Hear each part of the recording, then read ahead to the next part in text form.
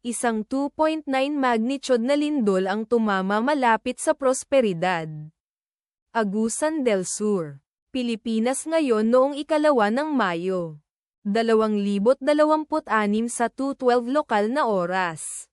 O noong 1 ng Mayo, 2026 sa 18:12 Coordinated Universal Time. Sa ulat ng PHIVOLCS sa website nito, ang lindol ay nasa mababaw na lalim na 11.0 na kilometro sa ibaba ng ibabaw. Sa mga coordinate latitude 8.72 at longitude 125.86.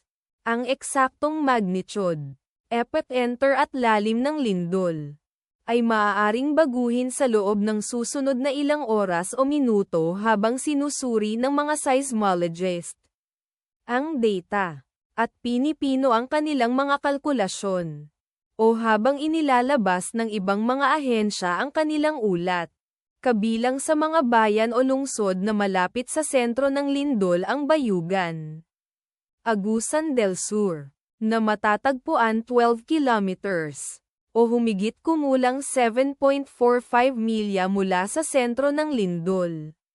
Prosperidad, Agusan del Sur, na nasa 14 kilometers, o humigit kumulang 8.69 milya ang layo. Las Nieves, Agusan del Norte, na nasa 28 kilometers, o humigit kumulang 17.3 milya ang layo. Talacogon, Agusan del Sur, na matatagpuan humigit kumulang 31 kilometers.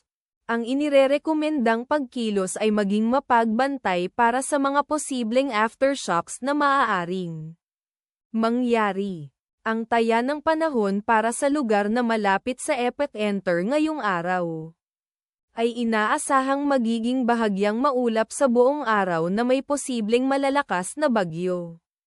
Ipagdasal natin na ang lindol na ito ay hindi magkaroon ng malaking epekto sa ating mga kapatid doon.